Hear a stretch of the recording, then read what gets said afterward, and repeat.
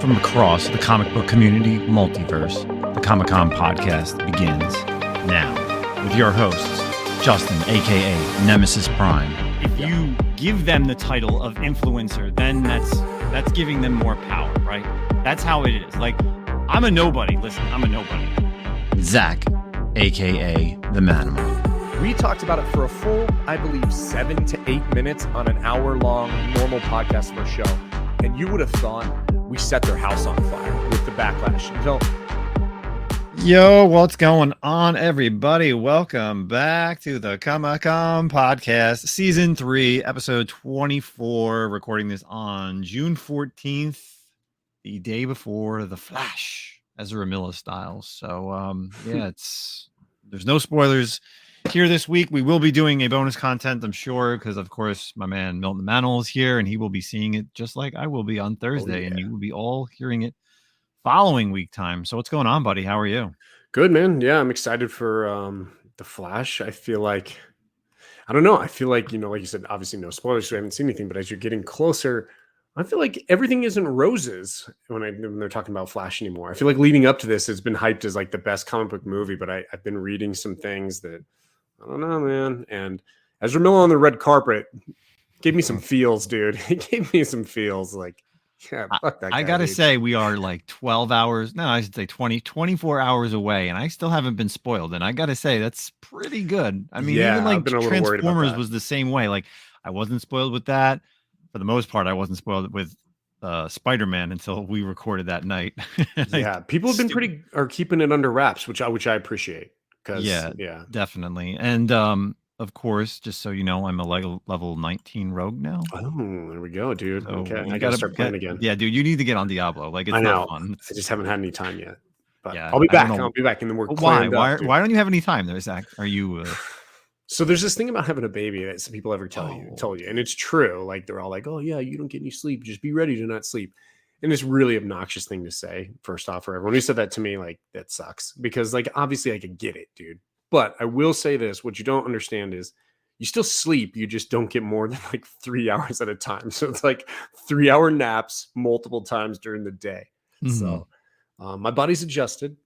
I can't even remember what it feels like to sleep a full 7 or 8 hours straight. But so yeah, a little busy there. And I'm back at work this week. So there's been a lot going on. Awesome. So get that. Yeah. It was actually weird. Like, I didn't speak to you at all. And typically, we chat during the week before we record. And like, I haven't really heard from you too much other than like quick texts here and there. And they've been like sporadic. So yeah, trying to figure it out. But we'll get there. Yeah, no. It's fine, man. It's fine. As long as you're here every week and we can do an hour show, whether it's just you and me or a guest.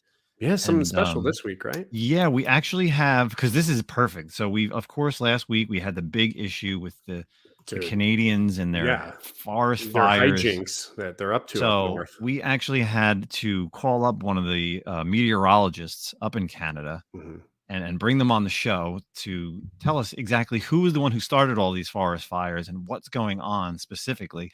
So that person, who has yet to ever be on the podcast, and I've heard many great things about him. Obviously, if you don't know, you can find him on multiple channels, and we're kind of going to get into, his background, his collecting and everything, but he's part of the Newbieverse, and the Newbieverse man himself, Mr. Newbie Comics, is unfortunately unhappy that he's hasn't been asked in a while. But unfortunately, Newbie, we can't always have you here on the Comic-Con podcast. You have your own channel, so stick away.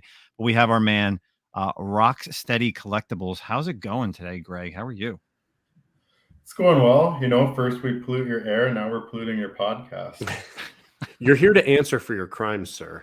Exactly. It's actually really bad here. So Alberta's one of the worst. So if you don't know where I am, I'm pretty far north, and we're in the prairies, and it's all these grass fires that are really taking over. So hey, so we had a clear day today, but only because of the rain. What are they saying? I kind of missed, like, I've kept up on some of it, but I feel like I've missed what the cause was, like, all this. What are they saying, like, happened here? So we barely had any snow throughout the entire winter. So the melt, everything dried up really quick. Then we had like unseasonably warm temperatures. And then it could be anything from a lightning storm can light them because everything is so dry and not saturated, or it could be a spark from farming equipment. Damn. Don't lie. Could be It's a newbie cigarette out comics. the He's just window. taking all his books and throwing them in the forest and lighting them on fire because he couldn't sell Smoking them on joints. Whatnot. It's fine. Just tell it how All it the is free there, Greg. comic book Tell it buzz. how it is. Yeah. But But yeah, thanks for having me, guys. yeah, Yeah. man. Finally, obviously you're the third member of the Newbieverse. You also have your YouTube channel. You can find Mr. Rocksteady on Rocksteady Collectibles on YouTube when he does make a video, and I always call him out for that. Instagram as well, but of course, we always like getting people from the community, and you're in a different area. You were just at a show this weekend, so we want to hear about that as well. Because I was actually supposed to go to that show, and someone told me not to because of reasons that I guess maybe we'll find out. But let's kind of get into collecting. So Greg, how long have you been collecting comic books? What's your love? What's your first title? Like, what's your main title? So I started out actually as a toy guy for the longest time. And I was heavy into vintage toys for a very long time, but just because of like space and stuff like that. And through the comic boom, I got way back into comics. I've always been a little bit in and out of it. Growing up, I guess what really got me into comics was kind of that Maximum Carnage run. That's the first one I remember trying to get consecutive issues instead of just when I can off the spinner rack. But I was that kid grabbing Ren and Stimpy and Toxic Avengers and all those out there titles, right? Yeah, so I've got heavy into collecting again, I guess in like 2018. I'm mostly a cover guy. Like I'm an art guy. That's what I seem to gravitate towards. I'll choose cover over story almost any day of the week. Same here. I am the variant guy. I love the art. That's the best thing for me. But of course, sometimes if it's terrible art, I don't really read the storyline, even if it could be a good storyline, just because I can't focus, and that's what the main thing for me. So when you kind of started back in like 2018, did you know anybody in like the comic book community? Like, were you friends with anybody, or did you kind of meet all these people throughout just like Instagram and maybe going to shows? Like, what's kind of that? So being in the toy community, there's a lot of crossover, right? Like it's kind of like a multiverse with that. So a lot of the people I dealt with were comic book slingers and toy slingers. They kind of go hand in hand, right? So I knew a few people through that, and then actually had some pretty major surgery around that time. So I spent a lot of time on the couch, a lot of time on YouTube. When you can't get out to the shops and stuff like that, you start to get some FOMO and you start reaching out to people for advice. And what were your eBay buys the like at that time? After that, what were your eBay buys like at that time with the FOMO? Just heavy on eBay purchasing? Yeah, like between that and the medication after the surgery, it was like I would pre-order some toys, and then like a year and a half later, because the pandemic hit and stuff like that, you'd be like, oh, I don't even remember ordering this. And you look back a year and a half and there's a receipt there. Yeah, I do that too with some comics. It's just I'm still waiting on certain books to come back like signed and graded from certain retailers because I ordered them so long ago and pushed and pushed. So speaking of toys, like what was the vintage toys that you collected? Transformers, He-Man, G.I. Joe? Because I'm still a toy guy too. Like I still do, like sometimes I'll pick up a Transformer here and there, but I'd rather buy that old stuff. Yeah, so I was born in '84, so I guess when I could really start to remember going to Toys R Us and that smell, and I remember buying stuff, it was around the Ninja Turtle era. So I was into Ninja Turtles, Battle Beasts. So Transformers were a little old for me, so that's why I kind of clung in that kind of world. I never got too into the Joes, but it was this strange stuff. So like Silverhawks, I was really into. Silverhawks. Toxic Crusaders, Bucky O'Hare, Earthworm Jim. So once I started buying toys and like for collecting and displaying, that's kind of where I sunk in. So at one point I had a giant carded Ninja Turtle collection, but now I focus mostly on like the oddball stuff. So I'm into the prototypes. I'm into the original art, the design stuff. I got a bunch of that kind of things hanging out in my little office here. That's cool, man. I was a big Ninja Turtles guy as well. Never like collected, obviously, for like the collection purposes, but like when I was a kid, those are the toys I played with the most. And I don't know, man. The toy game that's a different game. Like I can't have multiple hobbies. Like comic books already cost too much, and there have been times. Don't get me wrong, where like when I fall down the toy, I'm like, oh man, what if I went and got like some old school Ninja Turtles, and I have to like wrench myself back and not do it. I think Legos are kind of the thing I've always gravitated to try to go back to as an adult, and luckily have not fallen down that rabbit hole either, because some of that stuff gets super expensive. But I mean, the toys are the coolest, man. I don't know. I don't think I'd have I just don't think I could keep them like wrapped up. You know what I mean? Like I'm wanting to take them out and move the arms and the legs and stuff like that. So, and that's the issue with toy guys. Then you got to have two of everything, right? Yeah, right. You got one to open and one to keep sealed. Yeah, and I'm a completionist, so I had to get out of that, because even like the little accessories for the toys cost more than the toys, because that's what everybody lost, right? Mhm. So, and I got to get everything complete in every series, and then you start talking about boxes of some of these toys and just the space it consumes, where Yeah. I can fit 150 comic books in a smaller box, where I can fit maybe like 4 toys, right? Right. Yeah, it's pretty bad. So, now that you're back into the comic collecting game, what are you currently collecting? Are you, obviously you said you're an art guy, but like what are your main titles? Like what's your go-to comic? I'd say my go-tos are Moon Girl, Miles Morales. I still like the turtle stuff. But like I really like the video game and the cartoon variants, like the shows that are kind of toy lines as well, right? So yeah, that's kind of where I tend to go. And then big Scotty Young guy. Like I think I'm at over 200 baby variants at this point. So Wow. it's more so remembering what you have when you go out hunting for it. But I really enjoy that, because his books really aren't that expensive, and they were ordered pretty well. So it's more of like the hunt. And I think coming from that toy world, it's the hunt that I enjoy. So yeah, the hard ratios to find.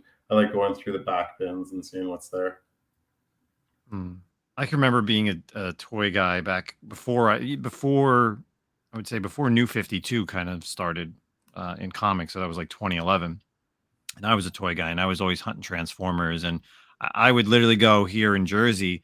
There's like a main highway, and I'm sure there's like main highways in every state or whatever. But I literally would go like Toys R Us, Target, Walmart, like hitting up this entire length, like just down the highway for, whatever it was at the time, like when it was like the movies. Like you always wanted to be the first one to go get the movies if you try to get them before they broke street date, and then like whatever else was out, because everybody else would hit up every store. And it's funny that one of the shops I ended up meeting some guy, and we ended up becoming friends, and we're still friends to this day. And it was just funny because we both saw each other at the Toys R Us, and then the next, literally, I was like talking to him, and I was like, "Oh, you looking for Transformers?" And he's like, "Yeah." He's like, "Oh yeah, they don't have any." I was like, "Hey," I was like, "Let's go to Target." And we ended up like driving to the next Target 10 minutes away. They had them. We were grabbing them. This was during like, I think Revenge of the Fallen, I think, came out. But yeah, the toy stuff is wild, man. Like it's pretty cool. It's great that you can, meet people. But back to the comics, obviously, we've been doing, we're a comic book podcast, so people can't see behind Greg, but what's kind of your big stuff like as far as comic collecting? Like the bigger books that I have in my collection. Oh yeah, I could see like the graded stuff behind you. You have it set up. Like what's something huge, like something that you cherish? I really like my like manga kind of stuff. So I have like a Pokemon #1 first print graded. I got a like Sailor Moon, the Dragon Ball stuff. So that stands out to me. I got the M&M Avengers 3, Mighty Avengers 3 variant. That's probably one of my favorite books. Yeah, and then like my Battle Beasts books, and yeah, Ultimate Comics, Spider-Man, 9/8. Yeah, I don't know. I don't have any crazy high-end stuff, but I like to think I have a lot of good stuff. I mean, yeah, what's valuable to obviously you have your high end stuff that's always valuable, but like the collecting game, that's what's so special about it is, like you said, what's great to you, and what's special to you. And that's what's always really interesting, to meet new collectors and meet other people and see what they like to do, what their collection is focused on. Like I think it's really cool that you do the Scotty Young thing. Like I don't really follow any kind of artists like that, and like my collection isn't geared towards, an artist and like a specific type of cover. So it's really cool to see. I always like seeing other people's collecting goals and like, paths. I think it's awesome. There's no right way to collect, right? So when you find something weird, there's always going to be somebody else who wants it, right? Whether it's like old Valiant stuff or Image or the most random stuff, there's a niche market for it. Mm-hmm. Yeah, and I think you and I, because we're kind of similar, obviously, with the video game manga stuff collecting. When you go to shows, when you go to shops, it's stuff that's like never there. It's like when someone asks you, "Oh, well, what are you looking for?" It's like probably stuff you don't have in your back issues, right? Because it's not something that they typically would have. They typically have like the main, Marvel, DC, and then they'll have indie stuff, but they'll have like the big titles that typically sell. But like you and I, the way we collect titles that like are from our childhood, the Battle Beasts. Like if I ever find that in a back issue, I would pick that up. Like, I mean, and the same thing, like Sailor Moon 1's a book that I want and I don't have. So and it's good having different people here on the podcast that collect different stuff. Cause obviously, yeah, there's always like, I collect Spider-Man, I collect Batman, but like you're definitely, for that way far out collector. And, like Zach said, you cherish different things than other people do. So. Mm-hmm. Are you like me when you go to a shop and you just ask where their kids section is instead?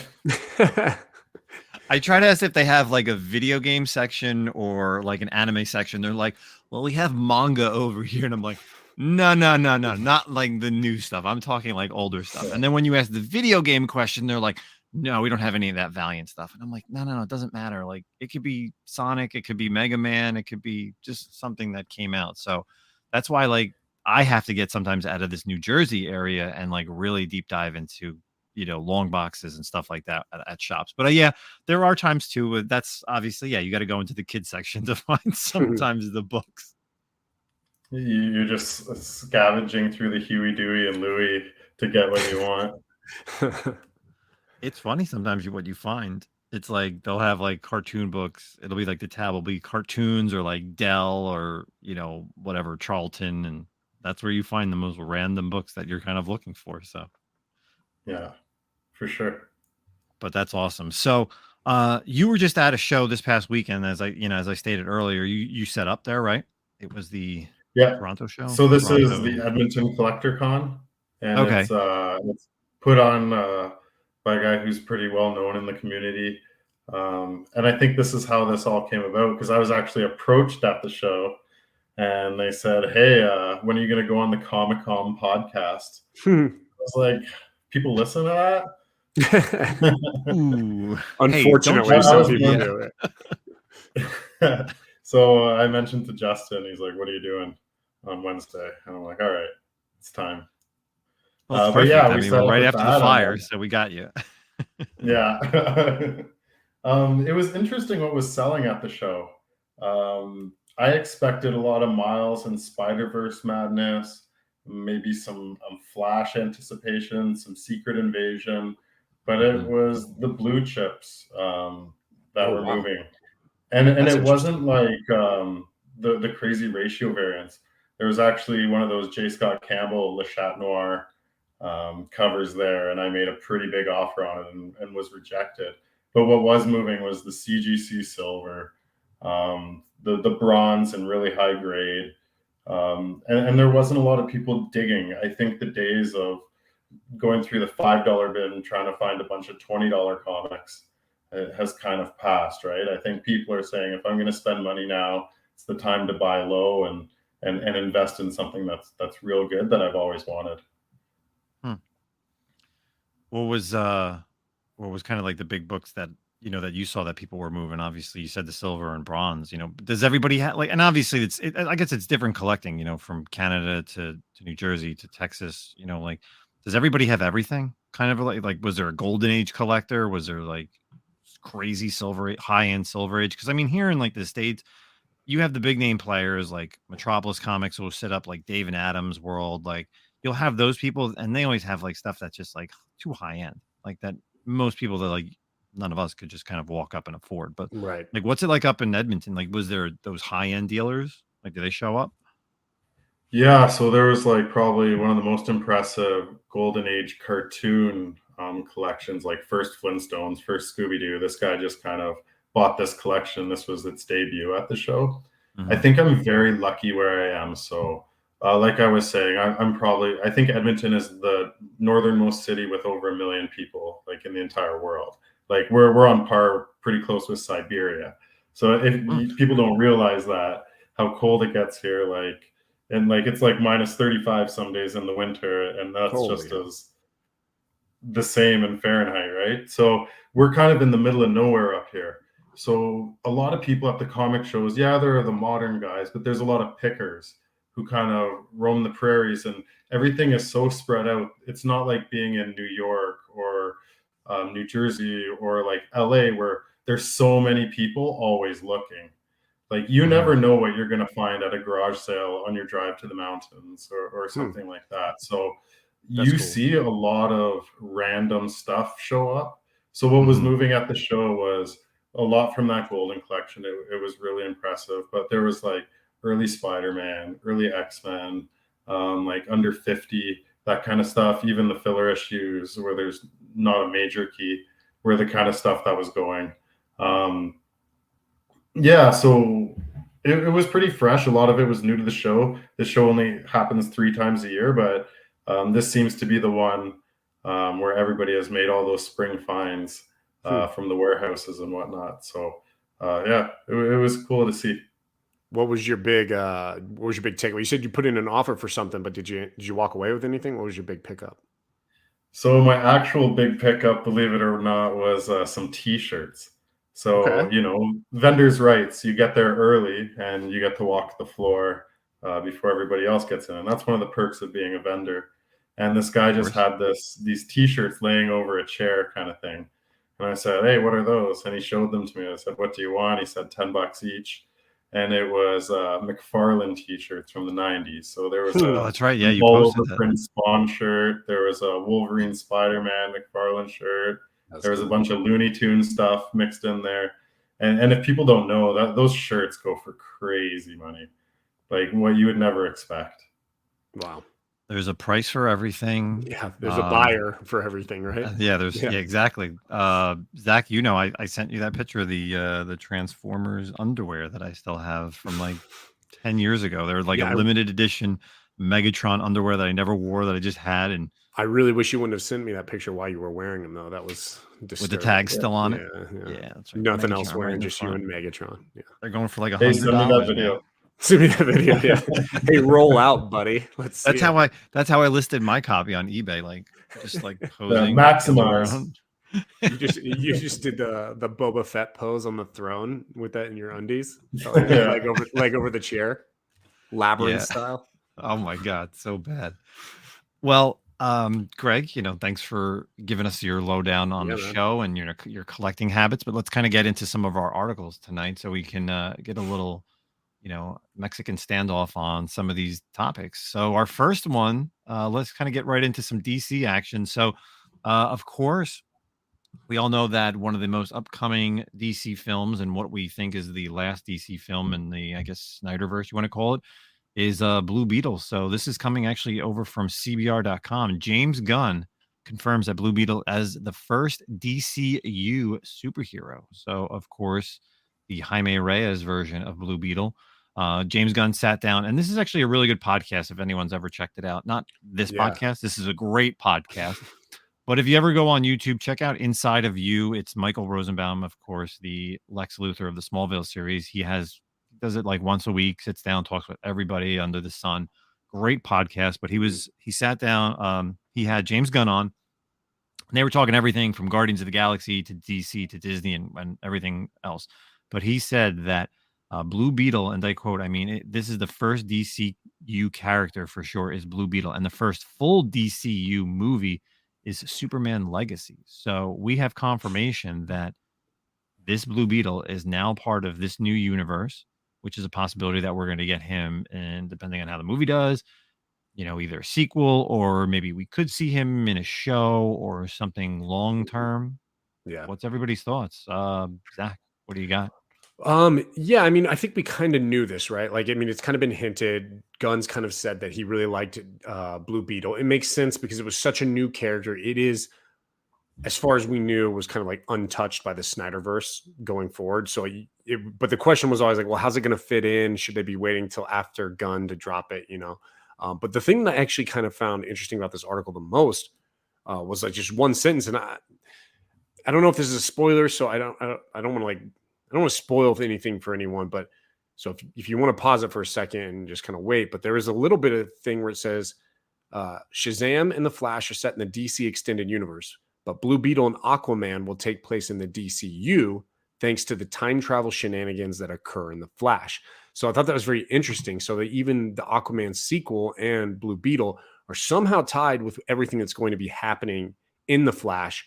So it also kind of makes it sound like, well, will we be seeing Aquaman, the current Aquaman with Momoa, kind of move into James Gunn's reality as well? It's kind of what I'm reading from that one line, that one brief bit that makes me kind of interested in what's happening there. So that these two might be pullovers into the Gunn universe, the DCU. So, but I guess we won't know till we know, right? So yeah, we won't see it until, I guess, maybe depending on how the movie does. But I was saying that he would love to do a trilogy. Greg, what are your thoughts?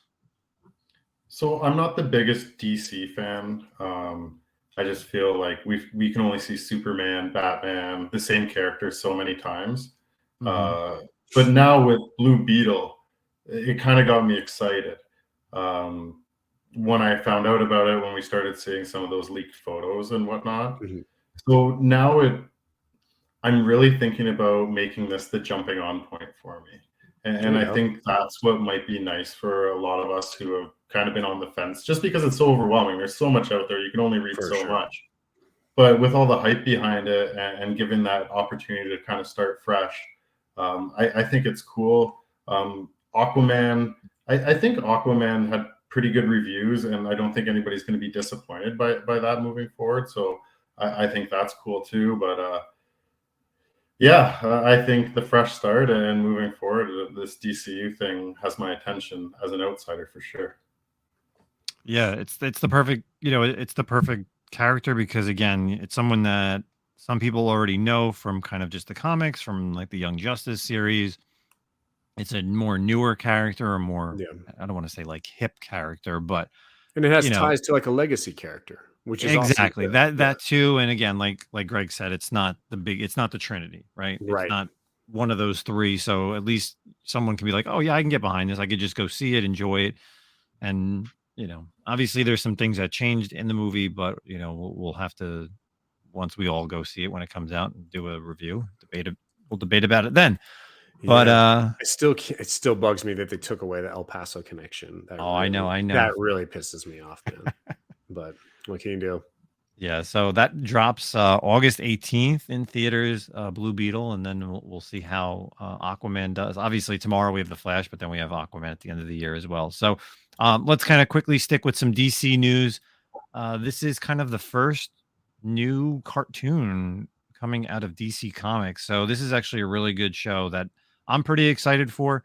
I know there's some backlash on this, so I'm really excited to hear from Zack. But My Adventures with Superman, coming out this year.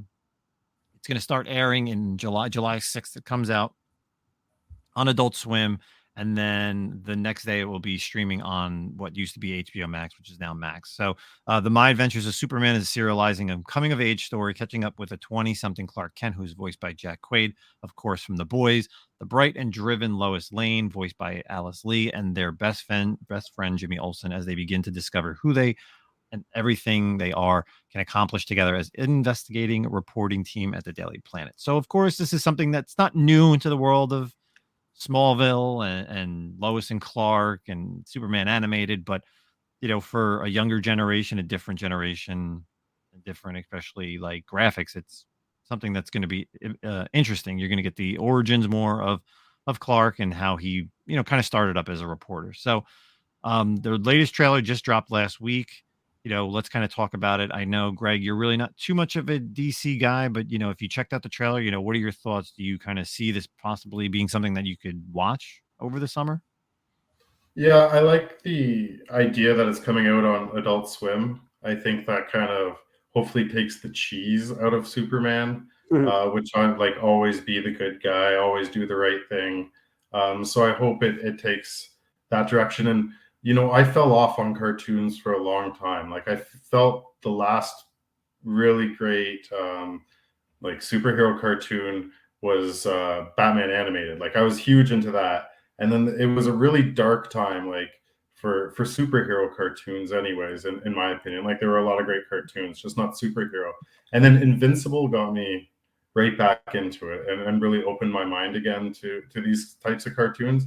And maybe not the animation or the looks of it, but the feel of it. I get a little bit of Invincible.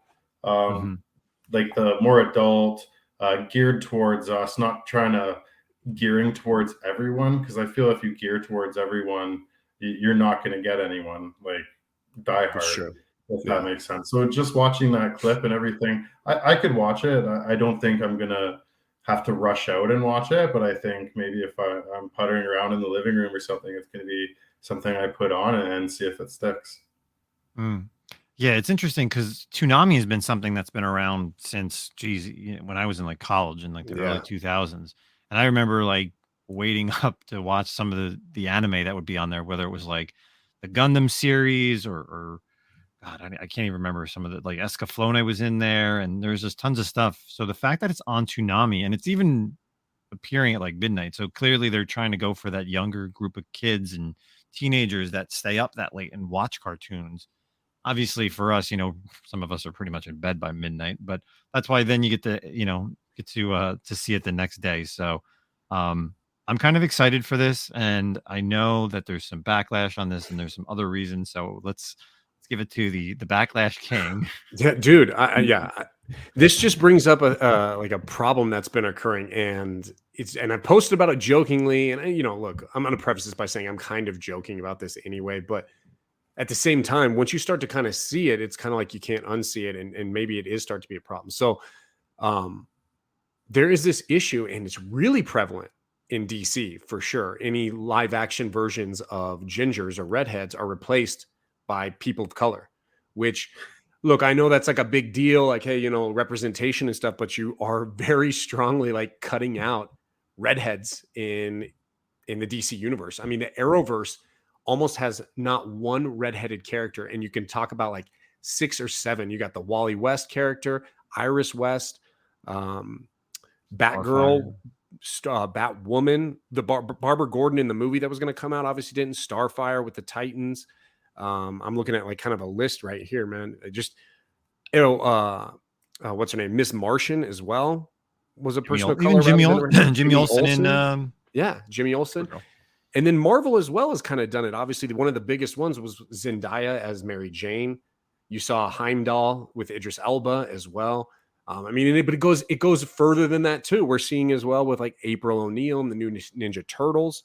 The Ariel, obviously, massive controversy there as well. But it's very much kind of becoming this thing where it's like, okay, well, how do we got to recast, and we want to be inclusive, and we want to do this thing? Well, the easiest solution is let's get rid of our redheads and let's bring in a person of color in this. And like I said, it's kind of a joke until you start to see this, and then you're like, holy shit, like this is actually true. Like, name one famous ginger comic book character so far that might still be in existence that's still a ginger at this point for like live action. So as a ginger, I find it to be very exclusive, and I find it to be, offensive, jokingly, and kind of serious in a way. Like, you start to wonder, well, damn, you've done this like this many times. Is this going to continue and continue and continue? So, I mean, I probably wasn't going to watch this show anyway, but now out of like support and solidarity with the ginger community, and just bringing a ginger son into the world as well, I'm not going to watch a person of color Jimmy Olsen. I want redheaded Jimmy Olsen, a version of Sunlight, sunburnt freckles, like melanoma face. Like, that's who I want, dude. So that's my rant on my adventures of Superman. So. Perfect. Yeah. All right. So if anybody wants to check out my adventures with Superman with the different versions of everybody. I think it'll be a hit. I think we need cartoons again, and I think because obviously the only thing realistically we have is You still have Harley Quinn, but that's kind of more geared towards as adults. Yeah. There's nothing geared towards, kids or teenagers for the DC. Young Justice is kind of done. I would love to see a new I guess it would be season 5 if they ever came out with it, because they ended season 4 on such a high climax for a season 5. There's always a chance with Young Justice. God, man, I'm really hoping, man. I love Young Justice, and this is on Max though, right? It's coming out on. It's going to be on Adult Swim, Toonami, which is Adult Swim and Toonami, same thing. Yeah. And then the next day it'll be also streaming. So like even if you can't watch it on demand, or let's just say you don't have Max, you'd watch it on Adult Swim, and if you don't want to watch it on Adult Swim, you just watch it on.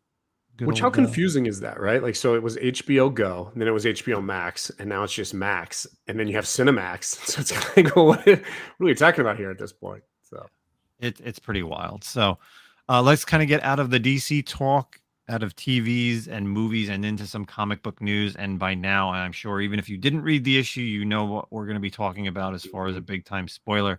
And it also kind of flow into what are we currently reading. So over at CBR.com, Robert Kirkman brings the Transformers and G.I. Joe together in what is known as the new Energon Universe. So, of course, Robert Kirkman recently just put out today on the 14th, the Void Rivals #1.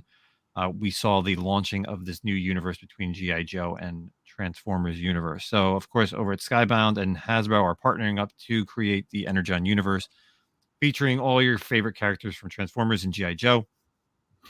We have this new title that just came out today, Void Rivals. There was a big spoiler, kind of, and it stuck for, I would say, a really long time. Yeah, they were a good. lot of people didn't know. Wraps, man.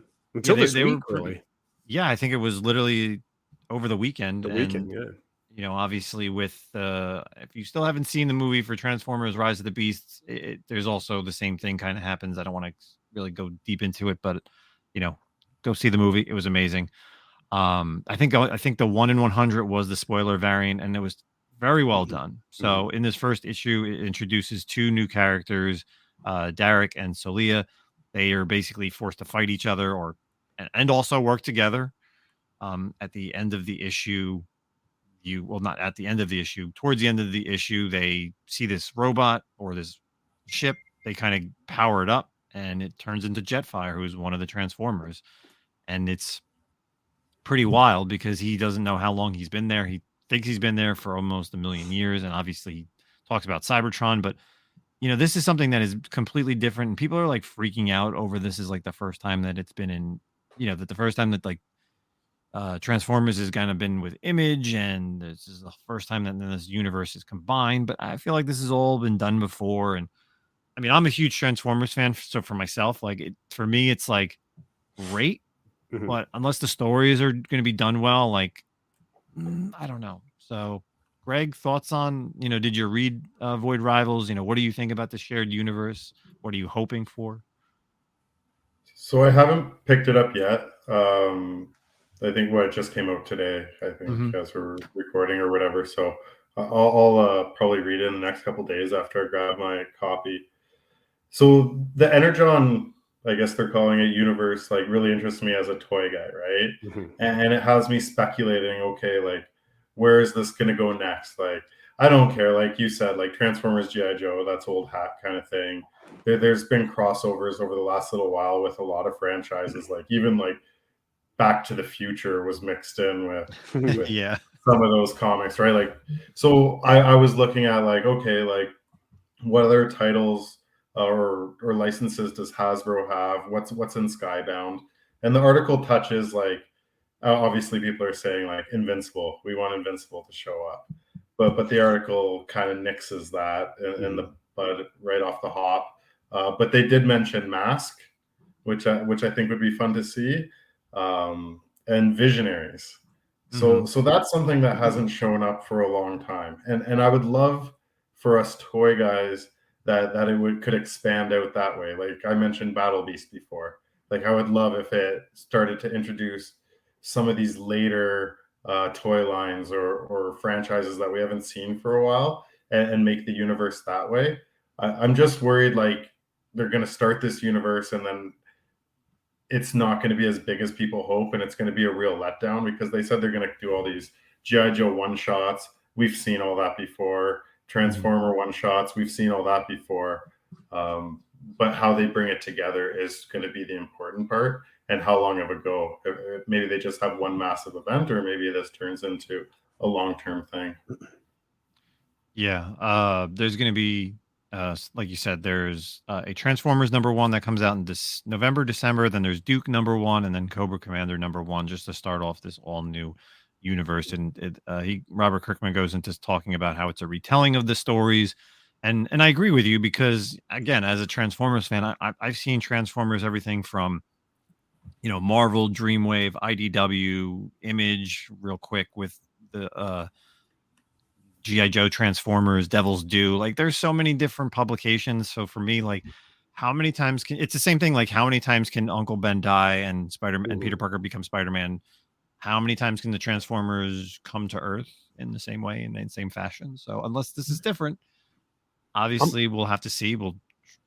Robert Kirkman has a great track record, right? So I think it's a possibility that we could see, a rejuvenation in the both series. Obviously, with the latest movie, it beat out Spider-Man, and Spider-Man was only a week old, which is wild. So, our resident other person, Zack, I'm gonna what do you think? take a positive take on this, man. Like I think this is pretty awesome, and I love there's a lot of like things that Kirkman said in this article that I really like. The fact that he likened it to kind of the Ultimate Universe, right? When the Ultimate Marvel Universe came out initially, of course, like everyone, we know how towards the end it kind of petered out, right? But like initially it was so cool. And I love how in the article he talks a lot about how it's very much going to be just these 4 titles. He really kind of says like, look, it's going to be 4 titles, and that's going to be our universe for quite a while. The Void Rivals, the Transformers, and then the Duke and Cobra Commander title. So I think that's a really good start, where it's like we're not going to have all these like million one shots and then everything's spiraling out. It's very kind of concise, and you see that I talk about this all the time in like the massive universe as well, where it's very much kind of a concise universe and it's not getting out of control.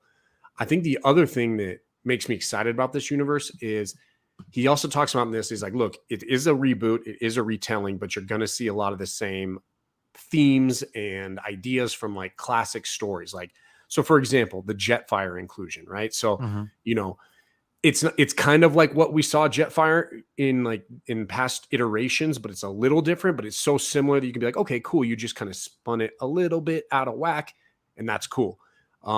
He also talks about in this article, like, well, who knows, you might find that Optimus and the Autobots are underneath a volcano, and you say that shit, and that's like classic animated right there, right? Of course, yeah. G1.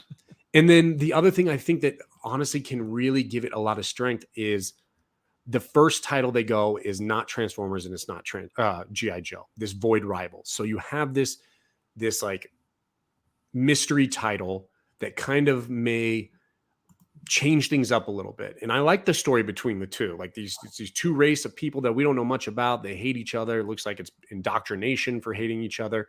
And then what is their big picture with Joe and Transformers, So that's like a wild card to me that kind of, I feel like is going to be really fun and interesting.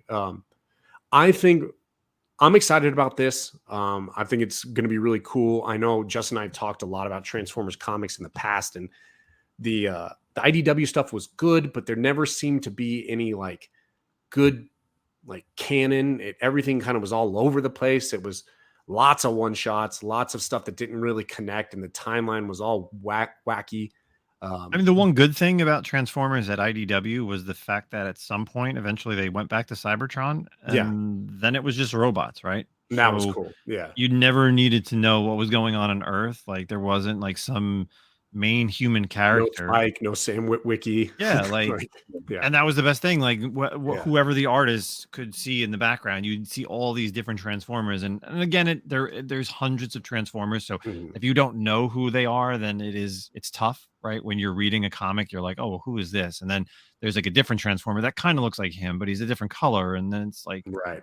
That's where it gets confusing. And if you didn't read like all the one shots and little minis, like that was the one good thing though. They did keep it they did keep it canon, but if you didn't read a lot of things, you'd be like, well, why is this character who it is? Like, and we've talked about it. Like there's certain characters that their origins or their retellings were amazing, right? Like a lot of them became bounty hunters, or Yeah, that was really cool take. there's total different things. So the recent G.I. Joe run was no good, man. Like I was super excited when it came out. I was like, cool, awesome, because I love G.I. Joe, man. Like I've always been a Joe guy growing up, the cartoon, the toys, everything. And then when they started, but I was like, dang, dude, I don't want to go back to the IDW. It was just too much. I'd been in the middle of Transformers reading all the IDW stuff. I was like, I can't switch to Joe as well. And then they did the new title, and I was excited, and I picked up that first issue, and I honestly, like, I couldn't put it down fast enough. It just was not good. So I like it, man. I'm excited. I'm going to try to stay hopeful. I think you've got I think one of the other things that like really lends me like faith in it is Kirkman seems like a fan. You know what I mean? He's a fanboy. He even says like, I grew up on this shit. So he's got love for it. So I think he's really going to tie it together and really make sure it kind of, coalesces into something strong. I hope it's like we see in like all these shared universes now, where there is kind of like one leader who's like, here's the plan. Everyone kind of follow like the story arc. But dude, Justin, I'm going to ask you this. What's your thoughts on Daniel Warren Johnson being the writer for Transformers, the writer and the artist, coming off of one of our favorite books, the Do a Power Bomb? Like that really pumped me up. I was like, hell yeah, man. Yeah, I'm excited for the writing. The art, I could see it being wild. Mm-hmm. I could definitely see it being wild and crazy and colorful.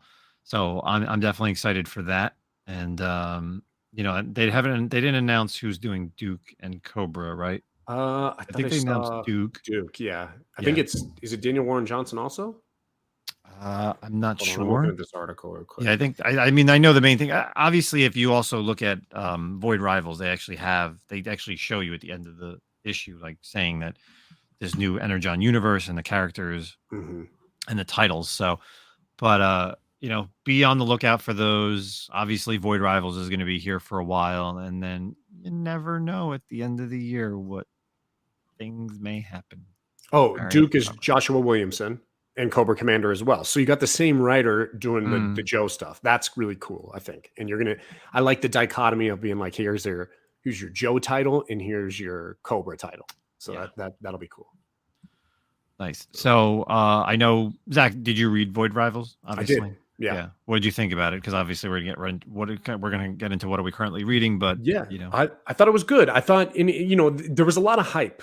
Kind of I knew about it, like you said, everything kind of came out this weekend, and it was like, okay, blah blah blah. But I thought they did it just perfectly, where it was a strong story by itself, and then it was kind of like a cameo of Jetfire, and he runs off and he says Cybertron, and boom, he's gone. And obviously there was no like Joe references, but and then to kind of talk about what you said about the secret being kept, and I don't want to spoil too much, but we're kind of at the point where I think everyone knows, but it was timed so well with the spoiler for Rise of the Beasts as well. Like that was kept under wrap. Yep. So like everything was kept under wrap really tight until this weekend. It was almost like Rise of the Beasts kind of ruined it, right? It's like, okay, cat's out of the bag. That was really cool. Guess what we're doing in comics, which I think marketing wise was amazing strategy by them. If that's how they pulled it off, that was awesome. So good. So of course, that's our articles for the podcast. Let's kind of get into what are we currently reading. So of course, for our new listeners, we always like to end our shows with what are we currently reading, whether it's titles that we are currently reading, something that's picked up this week, something that you've been reading for a while.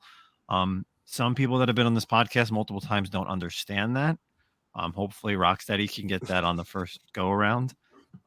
Since you have already started talking about your book, Zach, why don't you just kind of continue and we'll go around the horn? Yeah. Obviously Void Rivals was a standout. Hot garbage of the week. I kind of have one. Ooh, hot garbage.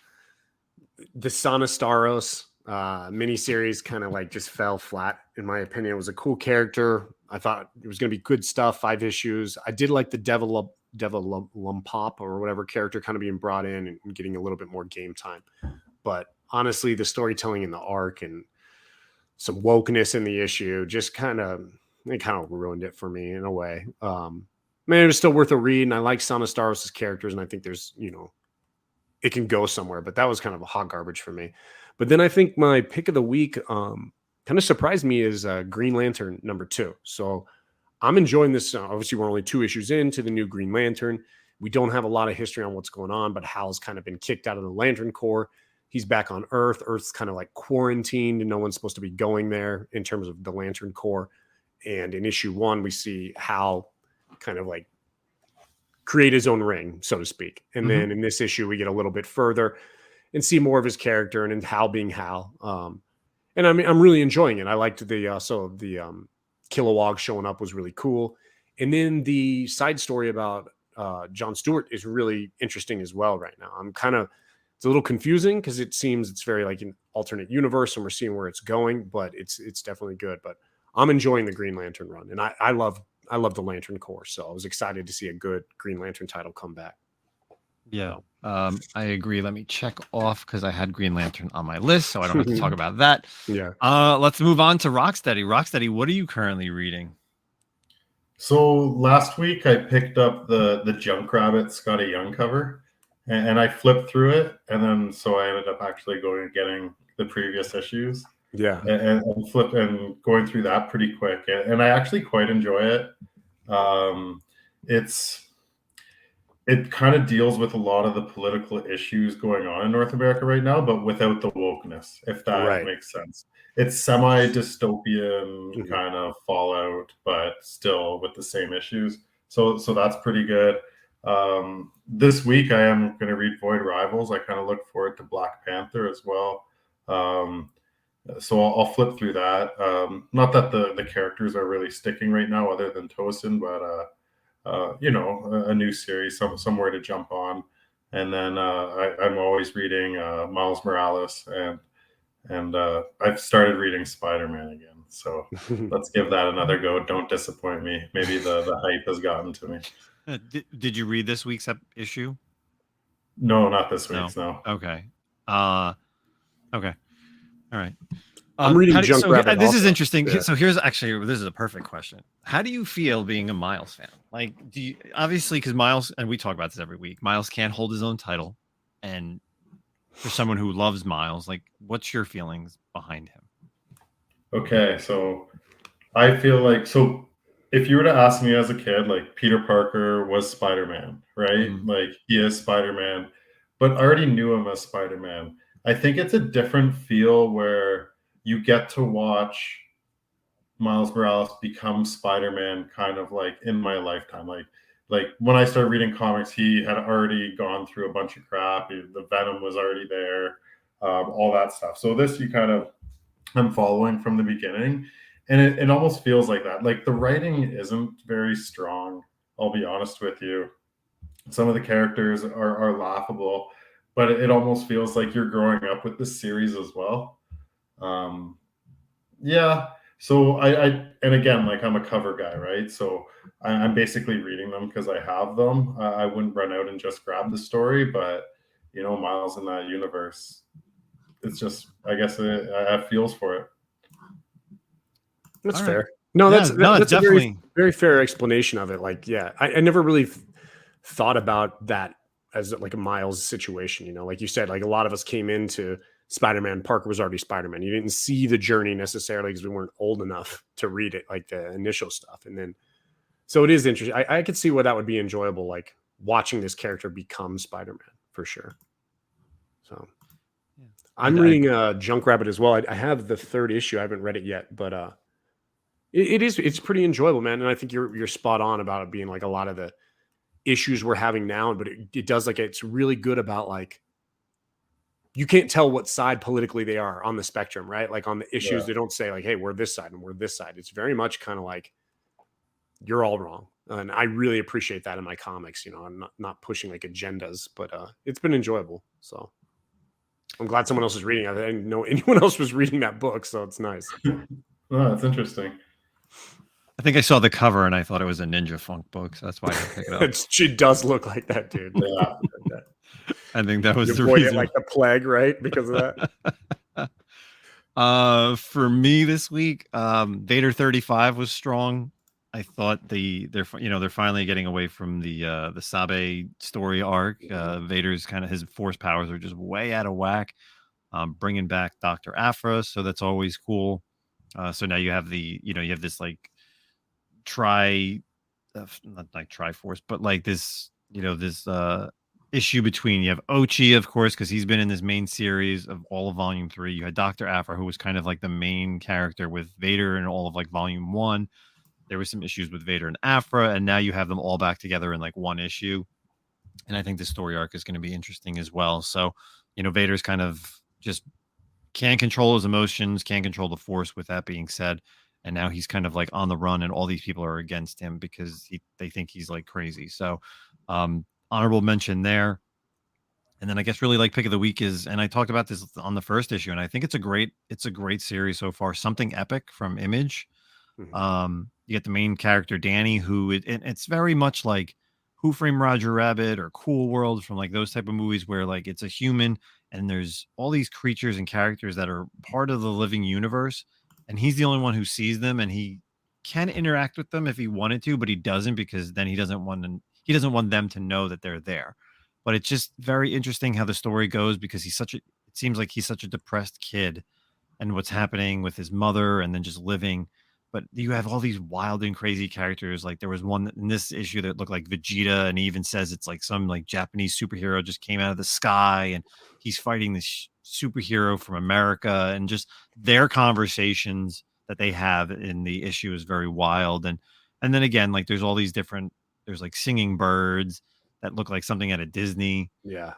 There's some like pixelated characters from like a video game. So it's very interesting the way that this series is going. But I think what's interesting the most is just the story behind the story, not so much all these characters that show up in these issues. It's just really Danny's story throughout, and just how he's dealing with everything, and how he does it through like art, basically. So if you're not picking up Something Epic from Image, I highly recommend that issue, the first 2 issues. It's got like a Ready Player One kind of vibe, with all of like the ancillary characters, like the Easter egg type characters in the background. It is fun, and I like it doesn't ruin it by being like, hey, here's the Ninja Turtles or something specific. It kind of like lends you like, hey man, that's obviously who we're talking about, but that's not who it is. And it just it's fun that way. And like you said, the birds are obviously the birds from like Disney, right? Like that's and how they can't influence people in the real world, right? Like in this issue, there was that like there was a mummy that like scared a guy, and then all of a sudden there was like a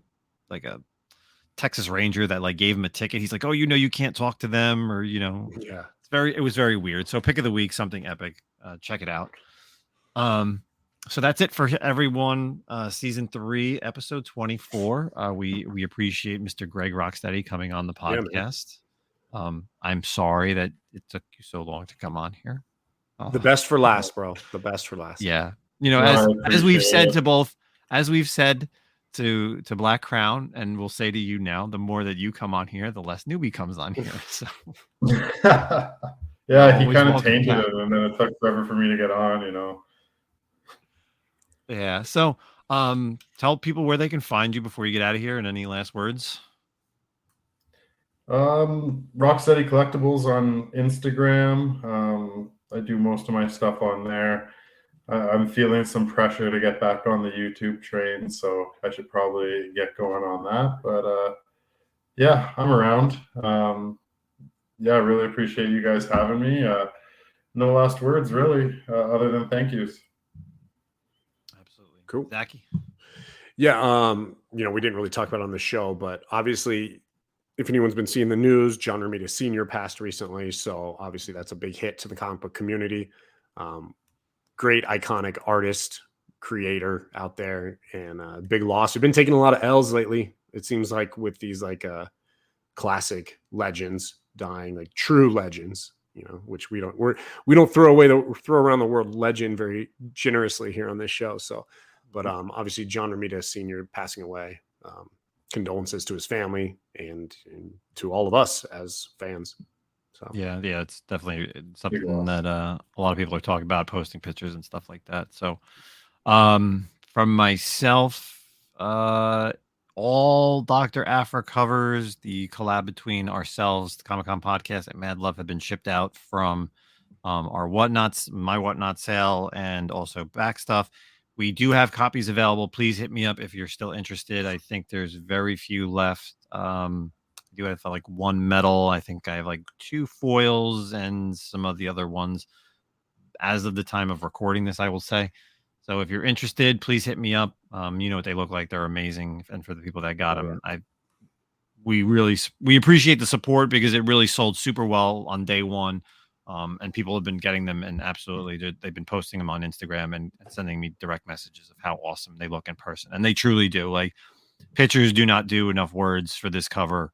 You know, when you see it in person, it's absolutely gorgeous. It's so awesome to see Dr. Aphra, done by Japs Archer, and I appreciate Mad Love for helping us do it. So that's it for this issue, and we'll catch you all next week. Thanks everybody for stopping in. Peace out.